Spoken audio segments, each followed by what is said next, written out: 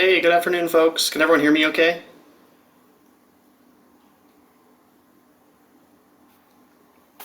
Hey, Joey. I'm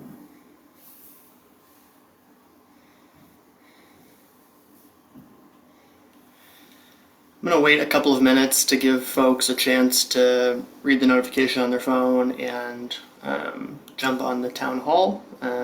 So we'll start here in a bit.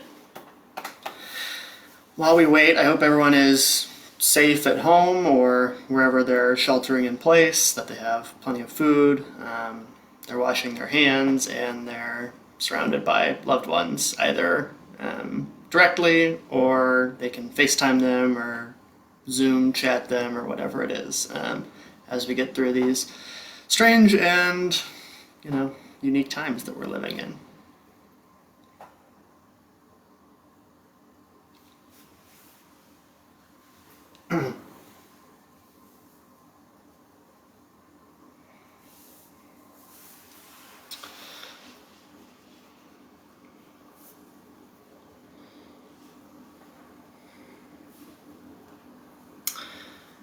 Cool. So I think I'm going to kick it off now. If you all haven't met me yet, my name is Spencer Culver. I am the advocacy specialist at the Alliance for a Healthy Kansas, and today I wanted to talk to all of you about COVID-19, or the novel coronavirus pandemic that we're currently in, and how Medicaid expansion is one of the best tools that we have in our toolbox to be able to handle that and respond from a public health perspective and reduce unnecessary hardship that individuals might face as a result of it. So I want this to be somewhat interactive. If folks have questions as I'm going through things, just throw them in the comments on this live feed, and I'll address a few at the end, and people will comment back if we have information. If it's something we'll have to look up, then we can either back channel you or make a post about it to provide that information to folks who would be interested in. So one thing I want to put in a brief plug for is while we're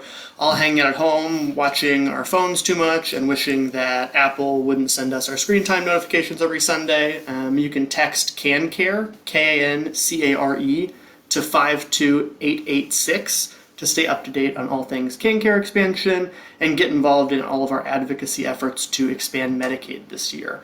Additionally, if you've lost your health insurance as a result of a reduction in hours or outright losing your job during this time, or you know someone who has a story like that, please email Marissa at expandcancare.com, it's spelled the normal way, or leave a comment here so we can get in touch with you to track down those stories. We think that that's a really effective way to share a personal touch to why we need Medicaid expansion and the lives of the individuals that it would affect as we go through this pandemic. So, as you all know, we're in the midst of a very serious public health emergency related to COVID-19.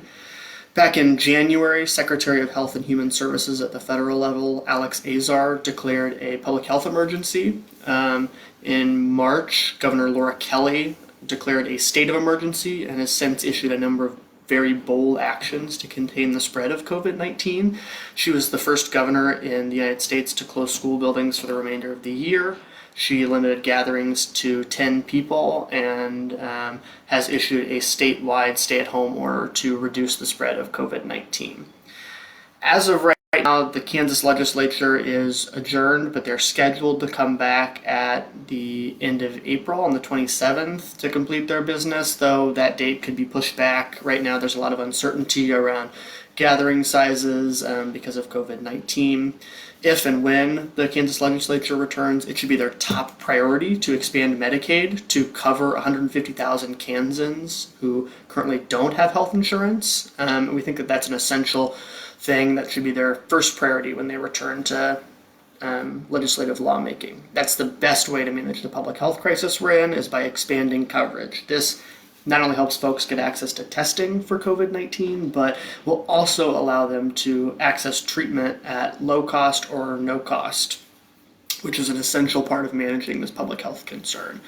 To do that and ensure we're able to pass Medicaid expansion, we want you to be involved in our advocacy efforts. So make sure to contact your legislators. You can look them up online at ksl.org. legslookup.org or text CanCare to 52886 to sign up for text alerts and send quick emails from your phone to get in touch with their legislators about how important this is. Coronavirus is very likely to expose the cracks in our public health system right now. There's a pretty high uninsured rate in the state of Kansas, and estimates vary, but they average at around 11% of Kansans being uninsured. That's somewhere between 200,000 individuals and 250,000 individuals. Our estimates are that CanCare expansion would ensure coverage for up to 150,000 Kansans, which is a very significant dent in that uninsured number. We would reduce it by 75% or 60%, which would be very, very significant as far as getting access to treatment, getting access to testing.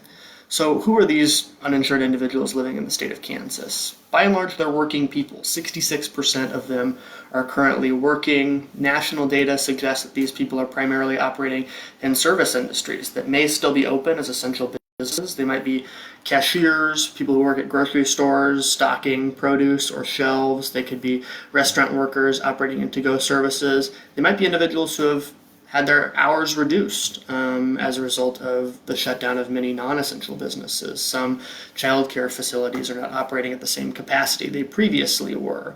Some drivers or gig workers are no longer working in their current jobs because there are not as many people seeking that service. It's important to know that gaps in coverage pose a risk to uninsured Kansans and those that they interact with. So one half of uninsured Kansans don't have a usual location to receive care. They might face challenges knowing where to get access to a test. They might go to the emergency room instead of their local doctor's offices to seek access to testing or treatment, which could pose a potential risk to individuals in the emergency room as far as exposure to COVID-19 goes. When individuals have access to health care, it's more likely they have access to a primary care physician, and they can seek treatment or testing for COVID-19 in a safer way that reduces exposure to others. ERs, as we know, are already struggling right now to keep up with the COVID crisis. We think it's very important that they keep beds open and staff available to provide care for the sickest and most critical patients. Access to coverage through Medicaid expansion would also be important in expanding accessibility to telemedicine services, which are already being expanded through the Medicaid or CanCare program and private insurance providers right now. That's more readily available if individuals have insurance and have a network to go through to be able to access those sorts of services. We also know that uninsured Americans are much more likely to delay care because of cost. An individual might not want to go to the emergency room for fear of receiving a large bill. Their condition could worsen, and that could pose a more significant healthcare risk to that individual, which is something that we would always want to avoid to protect those individuals. So remember that if at any point you have any questions for me or other members of the Alliance for Healthy Kansas, just put them in the comments and we'll try and address them at the end. If you missed the beginning of this, my name is Spencer Culver. I am the advocacy specialist for the Alliance for Healthy Kansas, and we're talking about potential consequences to the COVID-19 pandemic and why Medicaid expansion is essential to prevent the worst of that. So what are the potential consequences to Medicaid expansion, or to not expanding Medicaid, rather? Obviously, there's a big concern for individuals' own health. There's a risk for worsening health conditions as care is delayed. That risk is made even more severe by individuals with comorbidities. Individuals, say, with diabetes, heart disease, asthma, etc., might face worse risks. Those often go untreated because of cost right now if individuals don't have access to care, which is something that we would like to expand through expanding Medicaid. Once individuals have coverage, they're more likely to seek care for those conditions. The other thing that it would do is it would not expanding Medicaid would disrupt our overall public health response to the pandemic. The risk for spreading the virus is worse with individuals not knowing that they have the virus and going to work, going to the grocery store, and spreading that. So having access to care is important so people can get tested and know that they have the virus so that they don't spread it to other individuals. Another important thing to consider is the personal medical debt that individuals could face if they're hospitalized as a result of contracting COVID-19. So right now, under the Families First Coronavirus Response Act that the United States federal government passed a few weeks ago, testing is free nationwide. Whether you have insurance or whether you don't have insurance, the feds will pay for it. Treatment, on the other hand, is not something that's covered by the federal government. So the cost of hospitalization could be very damaging for consumers' finances. Some cases are mild and don't require hospitalization. They would ask folks stay at home, they would take over-the-counter medications and try and manage it the best that they can. Other cases could result in an individual contracting pneumonia. If there are complications with that, that could cost on average $20,000, which is astounding to think that an individual will be saddled with medical debt that high for something that wasn't necessarily their fault. Without complications, the cost of hospitalization with pneumonia could be around $9,000, which is still a very significant burden for individuals to face as far as this go. So these are obviously very serious concerns, and if you agree with us that this is something that Kansas needs to address by expanding Medicaid, we would really urge you to contact your senators, your representatives. If you don't know who they are, you can look at ksleglookup.org to find out who those people are and then reach out to them and send them an email. So here's what you can do, and here's what you can tell them about why Medicaid expansion would help. The first of which is Medicaid expansion, we know from other states, drastically reduces the uninsured rate, particularly among unemployed people. So as layoffs and just general unemployment increases through the loss of jobs, that would also result in loss of employer-sponsored healthcare coverage. Medicaid expansion can be a crucial safety net for those individuals to make sure they have access to care in the temporary period where their hours are cut or they don't have a job and they don't have health insurance. The other thing it can do is it can cover people outside of the labor force right now. So retirees under the age of 65, which is the age where individuals qualify for Medicare, those folks could be covered. Individuals with disabilities that don't meet the classifications necessary to qualify for Medicaid now could be covered. And students who make too much money to qualify for Medicaid currently or are childless adults and wouldn't qualify no matter how much money they make would stand to gain health insurance as well under this situation. So the other thing that Medicaid expansion would do is it would administratively make the process a little bit more streamlined to know, to be able to connect people with their insurer, to find out where to go get a test and know that they have treatment available at no cost to them. Which is another essential part, is taking care of the cost component. Currently, all three managed care organizations already cover testing and treatment for COVID-19 free of charge. So that's an essential component to why we need to expand Medicaid. So here's how you can get involved in working to expand Medicaid. You can email, tweet, call your senators and representatives to let them know how important that it is that we expand Medicaid so people can get access to care during this critical time of high unemployment and a pandemic that are occurring at the same time. The other thing that you can do is you can share information with friends and family about how important this is and encourage them to talk to their legislators as well to kind of continue the advocacy effort beyond yourself to other individuals.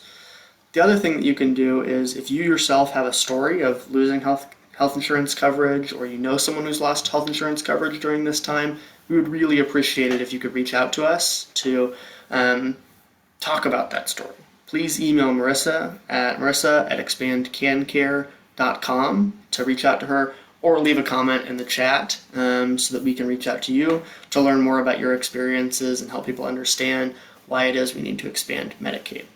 The last thing you can do is you can stay up to date on all things CanCare expansion by signing up for our text message services. You can text CanCare, K-A-N-C-A-R-E, to 52886. So that's all I've got. If you have questions, please put them in the chat now, and I'll try and answer a few. The first one is from Russell. He says, how do we push back on the argument from opponents that it's already too late to expand CanCare? That's a great question, Russell. I think it's important to know that we should continue to try and expand CanCare right now. There's no more important time, in fact, to expand CanCare than our current situation, where we're experiencing higher numbers for unemployment across the state. Individuals could be losing their employer-sponsored health care coverage, and we need to try and protect those individuals from undue harm to their health. It's also something that we've seen as improving the health outcomes for the other 36 states that have expanded Medicaid already. It's the opposite of too late to expand Medicaid. It's time to join all those other states that have seen radical success from expanding Medicaid and move forward to try and improve the health of Kansas and bring back our tax dollars back home. We've given away $3.8 billion tax dollars already to the federal government to be sent to pay for Medicaid expansion in California and Iowa and other states across the union, but not the state of Kansas. So we think it's important that we bring those tax dollars back home to take care of our own health. I am looking for any other questions if you all have them. If not, I will conclude here. I really want to thank all of you for following along to this Facebook Live event to learn a little bit more about Medicaid expansion, how it can be an important tool to handle the COVID-19 crisis, and why it's important that we protect the health of individuals who are facing concerns right now with their health. Looks like we have a couple other questions. So James asks, what is the impact on rural community hospitals if expansion doesn't happen? That's a great question, James. We know from research all across the United States that rural hospitals perform much better financially if we expand Medicaid. It makes a drastic reduction in their uncompensated care, which allows them to keep their doors open for much longer. Reducing the number of uninsured patients that go into a hospital is a very effective way for them to maintain their operations as we move through the coronavirus crisis and even beyond that. Just a couple of months ago, or even 1 month ago, time is moving fast right now, so it's hard to remember, the hospital in Wellington, Kansas shut down, and Medicaid expansion would have had a really significant impact on their operating revenue. So we've seen too many rural hospital closures in the state of Kansas, and we really don't want to see any more, which is why it's well past time that we try and expand Medicaid and actually do it this year. The next question is from Cheryl. She says, will the legislature do it in the short term if they reconvene? That is a good question. We are certainly very hopeful that they come back to Topeka to take up legislative business and substantive policy work. I think it's very clear that there is a need for this right now. If there wasn't already, it should be more abundantly clear that we need to expand Medicaid. And so we're going to hope that they return and do the right thing by expanding access to CanCare. Other questions? Doesn't look like I'm getting any other ones. So let me look. Greg asks about an executive order. The Kansas legislature actually has to approve Medicaid expansion funding for us to be able to go forward with it. So it's crucial that the legislature appropriates those funds and decides that we are able to expand Medicaid. The governor unfortunately can't do it alone, even though this is her top priority, or at least was before this coronavirus crisis. So unfortunately that's not an avenue that we have access to. So we're certainly hopeful that all the people who have jumped on this Facebook Live feed are going to reach out to their legislators and talk to them about the importance of expanding Medicaid right now, because the governor can't do it alone. We need to all work together as Kansans to expand Medicaid. So my final ask of you is just to If you don't know who your legislators are already, look that up at ksleglookup.org. Enter your address. It'll spit out the information with email addresses and phone numbers for your legislators. Send them some emails and let them know how important it is that we expand access to Medicaid, so that folks can get access to care while they have lost their employer-sponsored insurance, if they've become unemployed, or have had their hours reduced at their job and no longer qualify for employer-sponsored coverage, and to help improve our public health response to the COVID-19 pandemic. I think we're going to wrap up here. If you have any questions for us, you can certainly send us a message on Facebook, or you can send me an email. My email is Spencer, SPENCER, @expandcancare.com. And with that, I'm going to conclude. Thank you so much for coming. I really appreciate it. And hopefully you all learned a few things and are excited and invigorated to go talk to your legislators about how important it is that we expand Medicaid this year in 2020. Thanks, folks.